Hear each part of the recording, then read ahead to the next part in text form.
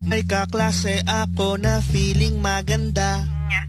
Walang pumapansin kaya mukhang tanga. Tanga ka. Yung isang classmate ko naman antukin siya. Pag sa gitna ng klase ay tulog na nanaginip pa. Yung president namin naiiyak na siya. Walang nakikinig sa pagsaway niya. Dagdag pa dyan mga siga, bubulihin ka nila, kinulang sa aruga. Mamimiss ko kaklase kong makukulit. Pag may teacher akala mo mababait.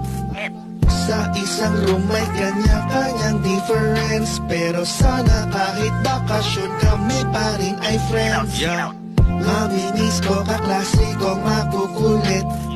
Pag may teacher akala mo mababait. Isang taon na panay hingi ng papel. May Wattpadder, may TikToker at may cancer sa ML.